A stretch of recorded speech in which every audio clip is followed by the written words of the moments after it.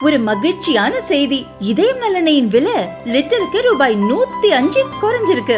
September 2023ல 1 litre இதயம் நலனையின் அதிகபட்ச விலை ரூபாய் 503. ஆனா இப்ப 1 லிட்டர் இதயம் நலனையின் விலை ரூபாய் 398 மட்டும்தான் தமிழ்நாட்டுல. அப்ப இனிமே எல்லாரும் இதயம் நலனை வாங்கலாம் இல்ல? இந்த 2009 முள்ளிவாய்க்கால் இனப்படுகொலை அப்போ நடந்தேறிய போது பாதுகாக்கப்பட்ட பகுதி என்று இலங்கை அரசால் அறிவிக்கப்பட்டு அங்கு மக்கள் பாதுகாப்பு உயிருக்கு இருக்கும், குழந்தைகளுக்கு இருக்கும், உடைமைகளுக்கு இருக்கும் என்று நம்பி வந்தவர்களை உலகத்தால் தடை செய்யப்பட்ட ரசாயன குண்டுகளை, பாஸ்பரஸ் குண்டுகளை போட்டு அந்த மக்களை சிங்கள பௌத்த இராணுவ அரசு உலக நாடுகளின் துணையோடு கொன்று அழித்தது.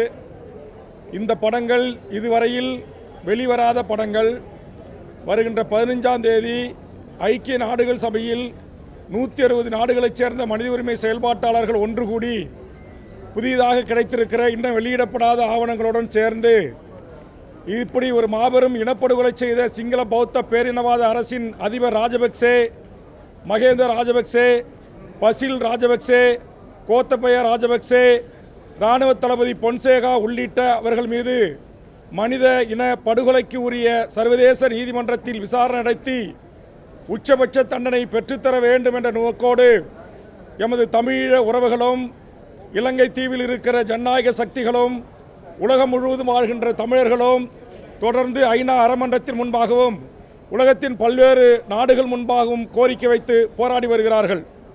ஆதலால் நான் நேற்றைய தினம் சட்டப்பேரவையில் மாண்புமிகு தமிழக முதலமைச்சரின் கவனத்தை ஈர்த்து அந்த இனப்படுகொலைக்கு சர்வதேச நீதி விசாரணை வேண்டும் என்கிற வரலாற்று சிறப்புமிக்க ஒரு தீர்மானத்தை நிறைவேற்ற வேண்டும் என்றும், அந்த இனப்படுகொலைக்கு ஐக்கிய நாடுகள் சபையின் ஊடாக ஒரு அழுத்தத்தை தந்து சர்வதேச நீதிமன்றத்தில் இந்த கொலை குற்றவாளிகளை நிறுத்தி, இனப்படுகொலைகளை நிறுத்தி உரிய தண்டனை பெற்றுத்தருவதற்குரிய இந்த தீர்மானம் இந்திய ஒன்றிய அரசின் ஊடாக நிறைவேற்றப்பட வேண்டும் என்று கோரிக்கை வைத்தேன். தொடர்ந்து 1948 இருந்து 2ஆம் தர குடிமக்களாக, 3ஆம் தர குடிமக்களாக சிங்கள பௌத்த பேரினவாத அரசால் நடத்தப்படுகின்ற எம் தொப்புள்குடி ஈழ உறவுகளுக்கு ஒரு சுதந்திர தமிழ் தனி ஈழ அரசை உருவாக்கி தருவதற்கு ஏதுவாக 7 கோடி மக்களை பிரதிநிதிப்படுத்துகின்ற எங்கள் தமிழ்நாடு சட்டப்பேரவை மாண்புமிகு தமிழ்நாடு முதலமைச்சர் ஏகமனதாக அப்படி ஒரு தீர்மானத்தை நிறைவேற்றி ஒன்றிய அரசுக்கும் நீங்கள் அனுப்பி வைக்க வேண்டும் என்ற கோரிக்கையை முன்வைத்தேன் நேற்றைய தினம். அதற்கு சாட்சியாக இந்த இனப்படுகொலை உள்ளடங்கிய வெளிவராத தற்போது வெளிவந்திருக்கிற புகைப்படங்களை அடங்கிய இந்த தொகுப்பை இன்றைக்கு மாண்புமிகு நம்முடைய தமிழ்நாட்டு முதலமைச்சர் அவர்களுடைய கரங்களில் இன்னும் சில நிமிடங்களிலே தர இருக்கிறேன். ஏற்கனவே 2009 கிடைத்த படங்களை தமிழ்நாட்டில் இருக்கிற முதலமைச்சர் உட்பட 234 எம்எல்ஏ கரங்களிலும் கொடுத்தேன். அதே போன்று இந்திய நாடாளுமன்றத்தில் இருக்கிற 540க்கும் மேற்பட்ட நாடாளுமன்ற உறுப்பினர்களும் தலைமை அமைச்சர் கைகளிலே தந்தேன். ஆனால் இதுவரையிலும் எந்த தீர்வும் அந்த மக்களுக்கு எட்டப்படவில்லை. ஆதலால் தொடர்ந்து அந்த சர்வதேச போர் குற்றவாளியாக அவர் அறிவிக்கப்பட்டு சர்வதேச நீதிமன்றத்தில் தண்டிக்கப்படுகின்ற வரையில் உலகம் முழுவதும் வாழ்கின்ற என் தாய் தமிழ் உறவுகள், நம் கண் முன்னாலே அழிந்த எம் தொப்புள்குடி உறவுகளுக்கு உரிய நீதியை பெற்றுத்தருவதற்கு என் உலக தமிழ்ச் சமூகமும் உலக மனித உரிமை செயல்பாட்டாளர்களும் தோள் கொடுக்க வேண்டும், துணை நிற்க வேண்டும் என்ற வேண்டுகோளை முன்வைத்திருக்கிறேன். அந்த அடிப்படையில் தான் நம்முடைய தமிழக அரசுக்கும் தமிழக சட்டப்பேரவைக்கும் இந்த கோரிக்கையை நான் முன்வைத்திருக்கிறேன். அந்த அடிப்படையில் மாண்புமிகு முதலமைச்சர் அவர்கள் கண்டிப்பாக இந்த கூட்டத்தொடரில் இதற்கான தீர்மானத்தை நிறைவேற்ற வேண்டும். இந்த தீர்மானம் இந்திய அரசியலமைப்பு சட்டத்திற்கு எதிரான தீர்மானம் அல்ல. இது ஒன்றிய அரசு ஏன் இந்த தீர்மானத்தை திமுக அரசு இயற்றியது என்று கேள்வி எழுப்புவது வாய்ப்பில்லை. காரணம், தமிழ்நாடு சட்டமன்ற வரலாற்று பக்கங்களில் மாண்புமிகு மறைந்த முதலமைச்சர் அம்மையார் ஜெயலலிதா அவர்கள் இந்த தீர்மானம் நிறைவேற்றப்பட்டு ஒன்றிய அரசுக்கு அனுப்பப்பட்டிருக்கிறது. ஆதலால் தமிழக முதலமைச்சரும் இந்த படங்களை பார்த்த பிறகாவது நிச்சயமாக இப்படி ஒரு தீர்மானத்தை நிறைவேற்றி அனுப்புவார் என்று நான் நம்புகிறேன். அந்த அடிப்படையில் தான் இன்றைக்கும் எனக்கு பேசுவதற்கு வாய்ப்பு கிடைத்த இந்த நேரத்தில் இந்த படங்களை சட்டப்பேரவையில் எடுத்து காட்டி முதலமைச்சர், அமைச்சர் பெருமக்கள், அமைச்சரவை, சட்டப்பேரவையின் கவனத்தை ஈர்த்திருக்கிறேன் என்பதை எனதருமை பத்திரிகை ஊடக நண்பர்களுக்கு தெரிவித்து, எனதருமை பத்திரிகை ஊடக நண்பர்கள் தொடர்ந்து நம்முடைய தொப்புள்குடி உறவுகளுக்கு இழுக்கப்பட்டிருக்கிற மாபெரும் அநீதிக்கு எதிராக அவர்களுக்கு நியாயமாக கிடைக்க வேண்டிய நீதி கிடைக்கின்ற வரையிலும், அதுபோன்று ஐநா ஊடாக ஒரு பொது வாக்கெடுப்பு நடத்துகிற வகையிலும் உங்கள் பேராதரவை தர வேண்டும். தந்தமைக்கு நன்றி கூறுகிறேன். நன்றி, வணக்கம்.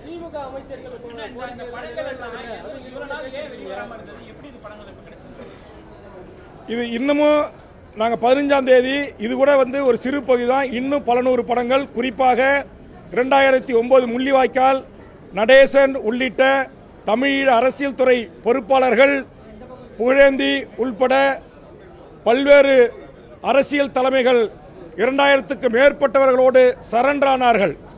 அப்படி சரண்டர் செய்யப்பட்டவர்கள் இதுவரையில் காணவில்லை என்றுதான் அவர்கள் உறவுகள் கோரிக்கை வைத்து காணாமல் ஆக்கப்பட்ட ஒரு கூட்டமைப்பை உருவாக்கி ஐநாவின் ஊடாக அவர்கள் எங்கே எங்கள் கண்முன் காட்டுங்கள் என்று கோரி வருகிறார்கள்.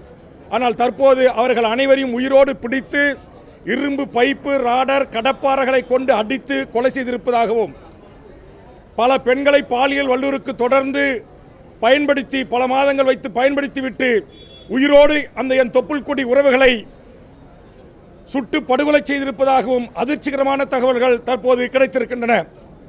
அப்படி கிடைத்த அந்த புகைப்படங்களோடு வருகின்ற 15ஆம் தேதி அங்கு நடைபெறுகின்ற அந்த மனித உரிமை கூட்டத்தில் நான் கலந்து கொள்வதற்காக இந்த முக்கிய சாட்சிகள் ஆவணங்களோடு நான் சுவிட்சர்லாந்தில் இருக்கிற ஐக்கிய நாடுகள் சபையில் செல்ல இருக்கிறேன். அப்படி செல்வதற்கு முன்பாக இந்த மக்களால் தேர்ந்தெடுக்கப்பட்ட தாய் தமிழ் உறவுகளின் அரசு ஒட்டுமொத்த இதில் திமுக, அண்ணா திமுக, காங்கிரஸ், பிஜேபி, பாமக, மதிமுக, விடுதலை சிறுத்தைகள், சிபிஎம், சிபிஐ, தமிழக வாழ்வுரிமை கட்சி, கொங்கு ஈஸ்வரன், பூவே ஜெகன்மூர்த்தி உள்பட தமிழ்நாட்டில் இடம்பெற்றிருக்கிற அத்தனை அரசியல் கட்சிகளும் ஆதரிக்கக்கூடிய ஒரு விடயம். ஆதலால் இதற்கு தீர்மானத்தை நிறைவேற்றி அனுப்புகின்ற போது இது சர்வதேச அளவில் அந்தந்த நாடாளுமன்ற உறுப்பினர்களோடு சேர்ந்து இதற்கான ஒரு லாபியை செய்வதற்கு தமிழர் கரங்களில் இந்த தீர்மானம் வலு சேர்க்கும் என்கிற அடிப்படையில் தான் நான் முதலமைச்சருக்கு இந்த கோரிக்கையை முன்வைத்திருக்கிறேன். இராணுவ முகாமுக்குள் தமிழர்கள் அங்கு இன்றும் முற்றுகைக்குள்ளாக இருக்கிறார்கள். இன்னும் 3 ஒரு இராணுவ வீரர் நின்று கொண்டிருக்கிறான். இன்றும் அவர்கள் காணிகள் பறிக்கப்பட்டிருக்கின்றன. இன்னும் அவர்கள் சிறை கொட்டலில் அடர்ந்து கிடக்கிறார்கள். அந்த சூழலில்தான் அந்த மண்ணில் இருக்கிற எமது ஈழ உறவுகள் இது போன்ற கிடைக்கின்ற ஆவணங்களை உடனுக்குடன் வெளியிட முடியவில்லை. அதை தமிழ்நாட்டு, இந்தியா ஒரு ஜனநாயக நாடு, இந்த மண்ணிலிருந்து என் தாய் தமிழ் உறவுகளுக்காக 2009க்கு பிறகு ஈழ இனப்படுகொலையை பலர் மறந்திருக்கலாம், ஈழ இனப்படுகொலைக்கு நீதி கோர பலர் மறந்திருக்கலாம். ஆனால் தமிழக வாழ்வுரிமை கட்சி இதை எங்கள் கட்சியின் பிரதான கொள்கைகளாக ஒன்றாக நாங்கள் வைத்திருக்கிறோம். அந்த அடிப்படையில் எத்தனை இடர்பாடுகள், இன்னல்கள், துன்பங்கள், துயரங்கள் வந்தாலும் அத்தனையும் தாங்கி நின்று எம் மக்களுக்கான அந்த இனப்படுகொலைக்கு நீதி கோருகின்ற எமது தாய் தமிழ்நாட்டு உறவுகளின் தொப்புள் குடி உறவுகளான ஈழத்தமிழர்களுக்கு தோளோடு தோள் நிற்போம் என்பதற்காகத்தான் நான் தொடர்ந்து இதற்காக போராடி வருகிறேன். நன்றி, வணக்கம்.